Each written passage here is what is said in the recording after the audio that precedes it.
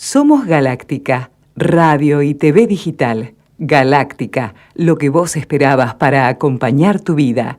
Galáctica, otro concepto en comunicación. Bueno, seguimos en el Glóbulo a través de la señal de Galáctica Radio y Televisión Iberoamericana Habla Hispana. Vamos a darle la bienvenida justamente a un luchador, realmente un hombre que hace mucho tiempo venimos charlando con bastante frecuencia con él. Se trata del doctor José Antonio Iglesias, una persona realmente que está muy vinculado por su relación familiar. Perdió un hijo en el caso de Cromañón, hablamos en varias oportunidades con él y ustedes saben que en las últimas horas surgieron varias cuestiones, varios informes al margen del caso Cromañón, relacionando justamente un personaje del caso Nisman con esta cuestión. Doctor Iglesias, un gusto saludarlo. ¿Cómo está usted? Buen día. Buen día, ¿cómo le va? Bien, bien. ¿Usted cómo anda? Trabajando siempre en la lucha. Bueno, Muy bien.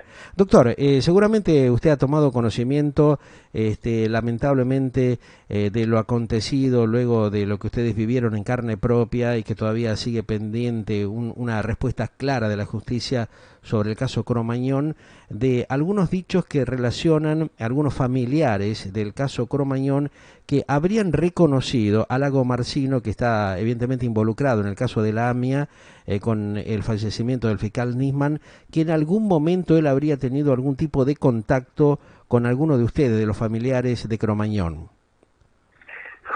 En realidad, las personas con las que tuvo contacto directo y demás sí. fue con Beatriz Campos y conmigo. Ajá. En enero del año 2005, sobre fines de enero, claro, se me presentó como un estudiante de fotografía que quería documentar nuestra lucha y me pidió autorización para reflejarla en fotografías. Sí. Ya en ese momento nosotros teníamos reuniones semanales con todos los familiares, que nos hacíamos una asociación cristiana de jóvenes. Claro. Yo le dije que en lo personal yo no tenía ningún problema, pero que en las reuniones colectivas y demás lo iba a someter a la consideración de los familiares. Claro. Lo presenté en una de esas reuniones, nadie tuvo problema, y a partir de allí fueron más o menos 15, 20 días en los que me seguía a todas partes, y el final fue un día que me pidió ver la habitación de mi hijo Pedro. O sea que usted usted tuvo un contacto directo con él, por lo que nos está diciendo, sí, ¿no? Sí, por supuesto. Claro. Yo no tuvimos inconveniente y vino un viernes a la tarde. Sí. Y bueno, estuvo tomando fotos del cuarto de Pedro.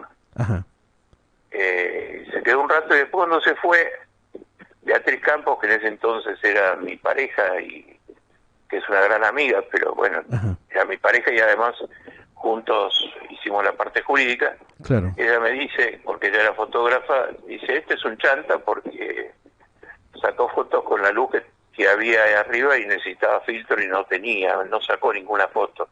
Me quedó bollando el tema, sí. Pero nunca más lo vi. Un año después iba caminando por Lavalle, a la altura de la Plaza Lavalle, cerca de tribunales en Buenos Aires, sí. Y él venía caminando y me vio y se cruzó de vereda y nunca más lo volví a ver. Cuando ocurre lo del caso Nisman, sí. Lo veo por televisión y lo primero que dije, este es el pibe que... Dije eso, la llamé a Beatriz. Sí, el supuesto Beatriz, fotógrafo, sí.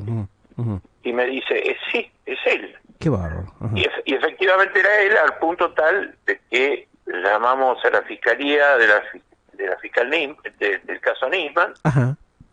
Y le comentamos esto, nos tomaron declaración. ¿Qué estaba la fiscal Fein en ese entonces cuando usted lo contacta? La fiscal Fein, exacto, donde le referimos todo esto que había ocurrido. Sí. En aquel momento los medios empezaron a decir cualquier estupidez, hicieron una especulación porque me vieron entrar como que yo lo había visto en una marcha, nada que ver. Estuvo 15, 20 días pegado como una estampilla en mi estudio, y ya le digo, lo más grave fue en mi domicilio particular, en el cuarto de mi hijo. Claro. Me imagino el impacto suyo cuando lo vio que apareció mencionado en la televisión, ¿no? O sea, tanto usted como su expareja realmente se habrán sentido impactado a ver la figura de Lagomarsino en este caso, ¿no? Más con lo que usted está comentando.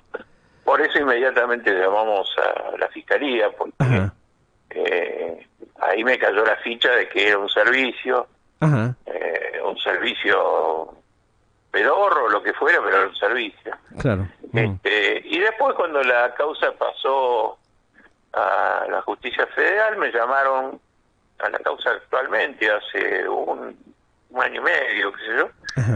Nos llamaron y nos tomaron declaración también y ratificamos esto que decimos, ¿no? O sea, un tema muy raro, es muy llamativo lo que usted comenta, ¿no? Y qué raro también que la justicia en su momento no haya tomado cartas en el asunto, investigado un poco justamente la denuncia que ustedes presentaron, ¿no? Bueno, a ver, eso requiere, penal, requiere trabajar un poco más. O sea, si yo confirmo que este sujeto es alguien de los servicios, según tengo entendido, porque lo he leído hoy en los diarios, Marcelo Saín también lo conocía, le había sido referido como tal. Bueno, después hay que explorar la beta esta de los servicios y la muerte de Nisman. Claro. Pero bueno. ¿Y usted qué cree? ¿Usted qué cree de este caso? ¿Sospecha de algo raro con esta situación? Porque realmente lo que plantean es muy llamativo, ¿no? Una persona que se presenta como supuestamente un reportero gráfico o alguien que quiere evaluar o hacer algo sobre la historia del caso de Cromañón, que intenta de la manera que lo hizo, ¿no? Ingresar, y lo hace porque ustedes le dan el ok de hacer esa entrevista, hacer esas tomas fotográficas, y después se encuentra realmente que aparecen en un caso realmente muy grave como lo que ha sido el caso de la muerte del fiscal Nisman. Me imagino que usted debe haber quedado conmovido con esto. Lo que yo quiero es poner las cosas en perspectiva, ¿no? Sí, nosotros la tenemos porque somos protagonistas del tema Cromañón. El tema Cromañón en el año 2005 era un tema de primera plana de todos los medios. Claro. Era un tema sumamente importante y que estaba preocupando a todas las autoridades. Seguro. Y fundamentalmente yo había hecho una declaración que no fue feliz, pero bueno, estaba con mucha bronca. Y en esa primera semana en que el presidente no había reaccionado ni nada por el estilo, y que les nació un nuevo Bloomberg. Bueno, eso y que a uno lo espíen o le sigan las llamadas y qué sé yo, de lo cual tuvimos muchas evidencias, no una, varias.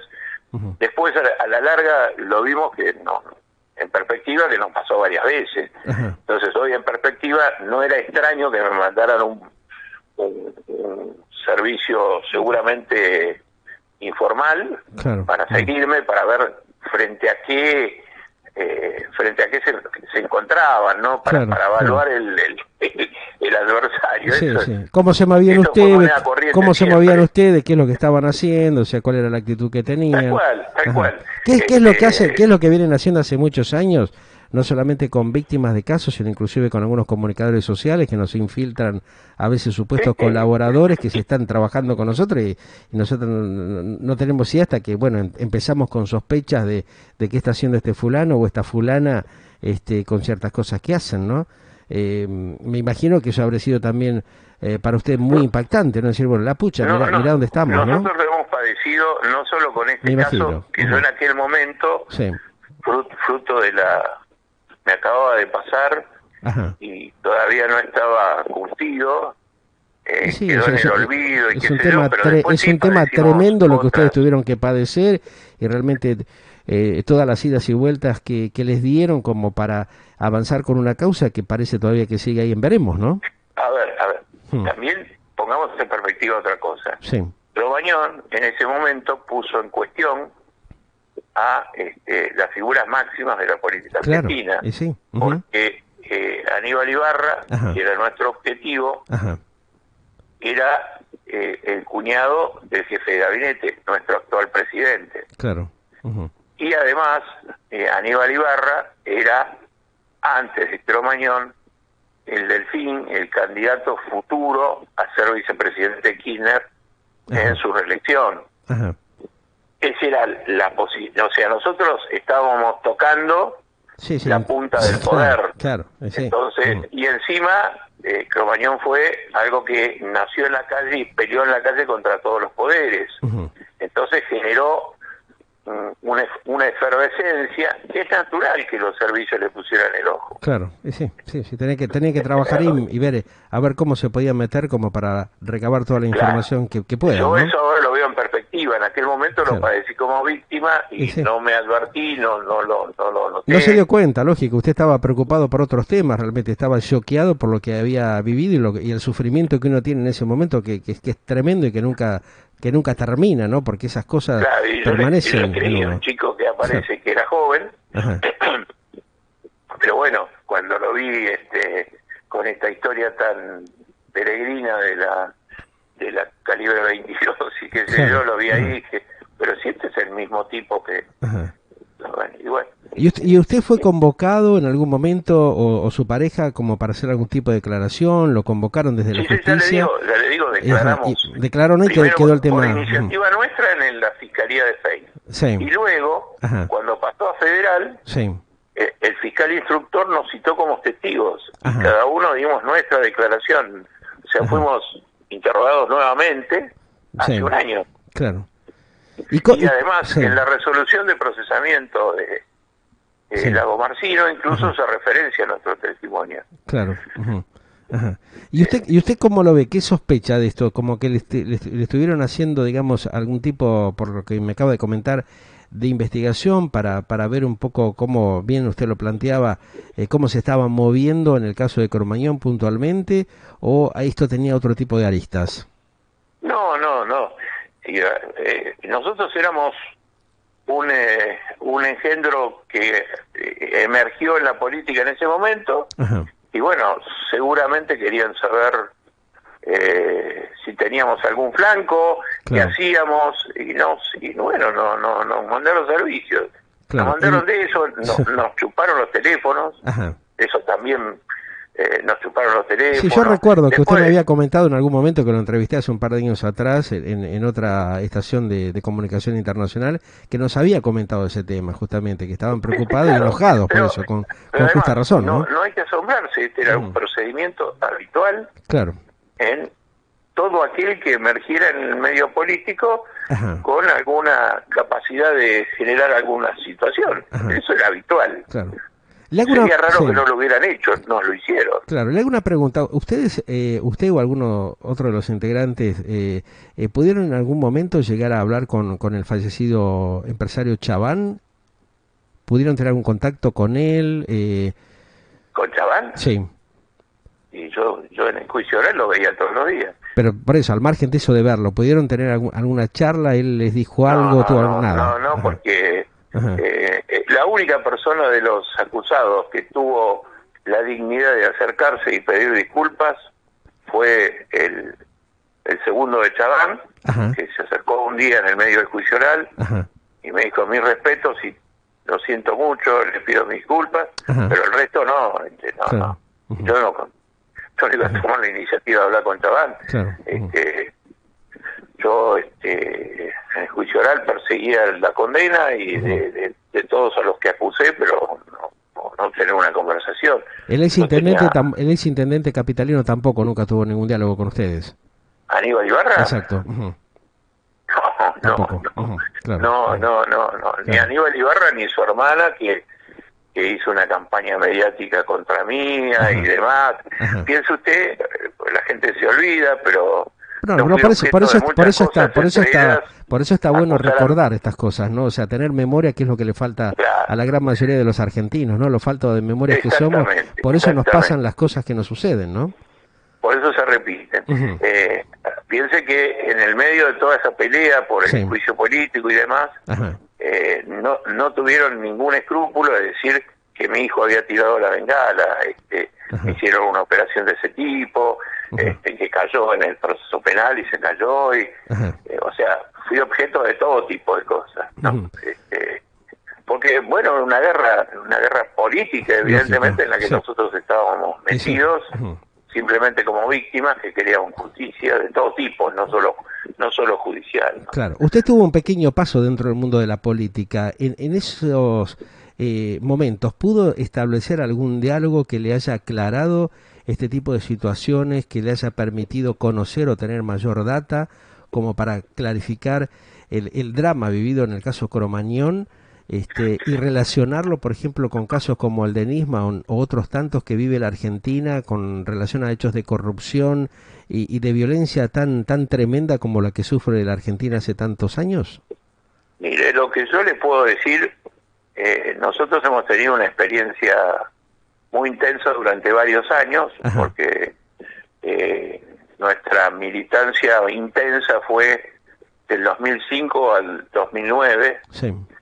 Con manifestaciones en lo político, en lo jurídico, en lo administrativo y demás.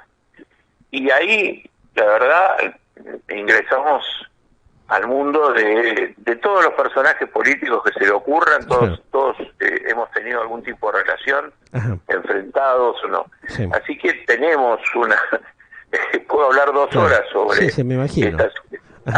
Pero lo que sí le puedo decir como síntesis, sí, doctor, a ver, es que Cromañón es una especie de manual de situaciones que ocurren y se repiten, y nosotros la hemos llegado a caracterizar como la lógica de Cromañón. Cromañón desnudó una serie de cajas políticas que financiaban a la política. ¿De qué manera? Bueno, permitiendo cosas que están prohibidas, tolerándolas, e integrando en esa caja a los recaudadores, que eran policías, que recaudaban para sí y para arriba, y funcionarios del gobierno de la ciudad que recaudaban para sí y para arriba. Y bueno, y encima tocamos al nervio, porque arriba de todo estaba, bueno, la amiga íntima de la pareja del jefe de gabinete.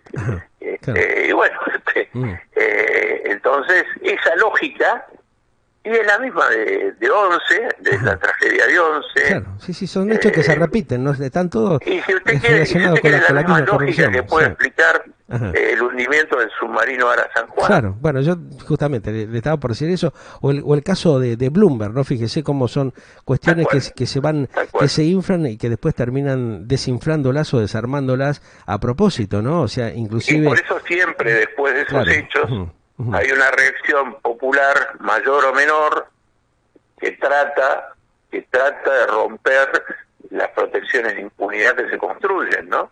Es la lucha que, bueno, que todavía no se ha vencido, pero esa regla de impunidad existe. Existe, claro. ¿Y usted cree que en algún momento eso se podrá revertir, esta corruptela generalizada de la política que se inserta dentro de los organismos del Estado y que a través de él justamente genera este vandalismo, esta corrupción, estos hechos delictivos que son tan perversos, ¿no? Que son manejados de una hipocresía de tal nivel y donde realmente gran parte de la sociedad o no quiere darse cuenta o mira para el otro costado, porque son hechos que se repiten constantemente en la Argentina y son muy pocos aquellos que salen a hacerle frente, como el caso de ustedes o Bloomberg o otros personajes que han padecido estos dramas y que después se encuentran con falta de respaldo, de apoyo de la ciudadanía, ¿no? Porque eso es lo más patético de todo. El problema es que todos estos hechos ocurren con la complicidad de la indiferencia de la gente. Ahí está la cosa. La gente mira su ombligo. El ombliguismo es el movimiento político más importante de la Argentina. Y como mira su ombligo, o cuando no mira su ombligo, mira algunos titulares pero no lee las noticias. Bueno, y luego vota a los mismos que le roban, ¿no? Claro. Sí, se vuelven a reciclar de manera encubierta, pero siempre se reciclan los mismos, ¿no? Y parece que el problema es que nosotros, la verdad, a todos los personajes que transitan y han transitado en estos últimos 4 años, le puedo dar el pedigrí de todos. Me imagino. Los conocemos a todos, todos, absolutamente. Claro. Y no es que nosotros tengamos una clarividencia especial. Ninguna de las cosas que conocemos no está en los diarios, está todo en los diarios. Está todo, exactamente. Lo que pasa, por eso digo, la indiferencia de la gente es la que permite que esto ocurra. Que nadie se pregunta, claro. Por ejemplo, porque uno cuenta esto del Lago Marcino. Ajá. ¿De qué vive el Lago Marcino, por ejemplo? Hay que preguntárselo. ¿Cómo paga a sus abogados? ¿Con qué dinero? Ajá. O sea, el abogado que tiene es muy bueno, es brillante, pero costoso. Claro. ¿Quién lo paga? Exactamente. ¿De qué vive?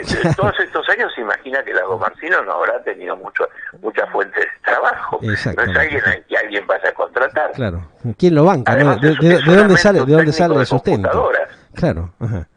Nadie se pregunta, ¿y de dónde sale la plata para que este señor Guido Martínez, en un edificio con seguridad privada, etcétera, siga viviendo allí, saque fotos de haber salido a hacer pesca de altura y qué sé yo, y lo financia? Era la pregunta que yo me hacía.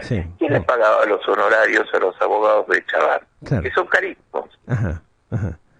Estas cosas nadie se las pregunta. Sí, no, algunos se las preguntan, pero evidentemente por la obsecuencia que hay, por la estupidez humana que ha tenido el argentino durante tantas décadas, siempre volvemos a repetir esta trama de historias patéticas y lamentables que vivimos, ¿no?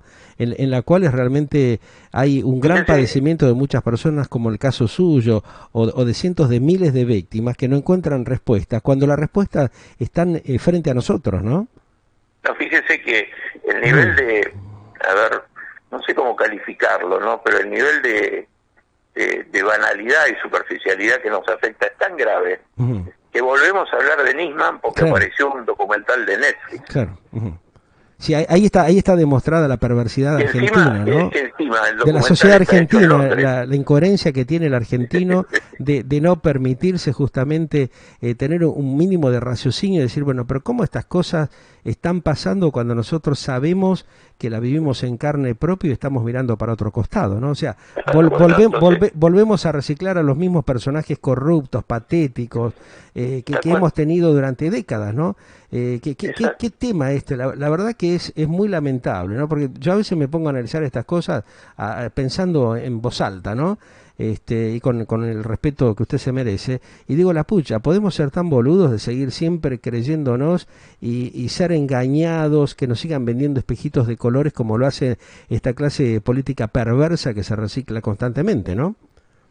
No solo la clase política, no, seamos honestos y justos. Sí, todo el resto que coopera también, ¿no? La clase política está integrada también la clase dirigencial. Por supuesto. Judicial también. Todo el dirigente la clase, que tiene la Argentina tiene este problema. Y ese dirigente no puede ser así si no es con la complicidad de la indiferencia del ombliguismo. Entonces, como no nos interesa más que ver qué compro, qué hago, qué sé yo, me encierro, y si me molestan me quejo, y bueno, nos va a pasar esto muchas veces.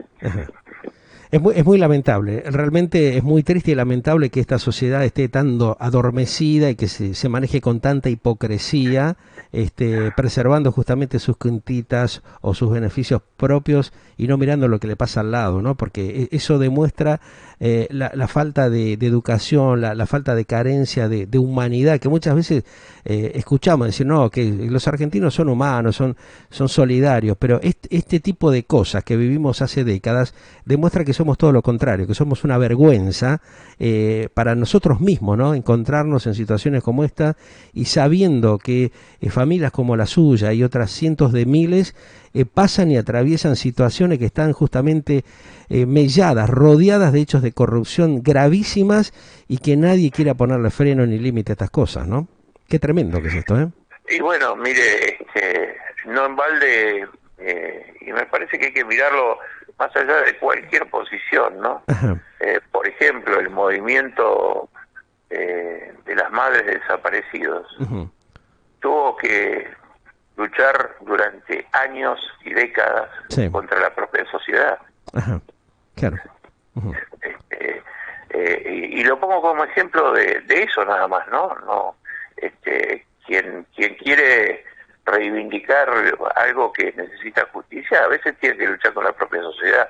Le pasó a las madres, nos pasó a nosotros. A ustedes mismos, claro, sí. A Bloomberg, pasó con los familiares de Lara San Juan, pasó con el desastre, con el drama de Once y con tantos otros hechos delictivos, de corrupción que se ven en todo el país, con el asesinato de jóvenes, con el robo diario que padece gran parte de la sociedad, que está totalmente enjaulada y la delincuencia está en la calle, son los dueños de hacer lo que quieran, ¿no? Este tema vergonzoso que tiene un país que realmente sigue haciendo las cosas atándola con alambre, ¿no? Ahí donde está la gravedad de estos hechos y que donde parece que gran parte de nuestros compatriotas no se quiere dar cuenta. Eso es lo que uno no lo entiende, ¿no? La verdad que es muy triste todo esto. Doctor, ¿y cómo está en estos momentos la cuestión del caso Cromañón? No, en estos momentos lo que quedan son los juicios civiles. Ajá. Hay el último juicio oral que fue a un técnico que fraguó el plano que permitió la habilitación, está todavía en la Cámara Nacional de Casación, así que es lo último penal que queda, y ahora están los juicios civiles tramitando, y seguirán tramitando porque la ciudad y la nación no dejan de chicanearlos y plantearles problemas, etcétera, con lo cual llevamos 15 años de juicios y 15 años. Qué vergüenza. Algunos años más. Ajá, claro. Casi una década y media reclamando justicia y desde donde deberían darle respuesta siguen chicaneándoles las cosas. Ahí se da cuenta usted lo que estamos hablando, ¿no? La vergüenza que tiene este país de tener los personajes en el poder que tenemos, ¿no? Qué patético que es todo esto. Pero bueno, así estamos. Esperemos que esta sociedad, que el argentino en algún momento reaccione, ¿no? Que empiece a poner los que tejedi arriba de la mesa y que le ponga límites a estos sinvergüenzas, a estos delincuentes que llegan al poder y que terminan haciendo barbaridades por justamente la obsecuencia que tiene gran parte de la mayoría de esta sociedad, que parece ser que no quiere ver las cosas que pasan alrededor, solamente piensa en lo material, ¿no? En tratar de salvarse cada uno y le importa tres pitos lo que le pasa al otro, ¿no? Tantas familias destruidas, realmente sin justicia, que no tienen razón de ser, ¿no? Porque en un país coherente estas cosas realmente no podrían admitirse, ¿no? Es muy patético todo esto, doctor. Le mando un gran abrazo, gracias por su atención y por su gentileza, y sabe que estamos siempre apoyándolos y respaldando la lucha que ustedes vienen haciendo hace tantos años.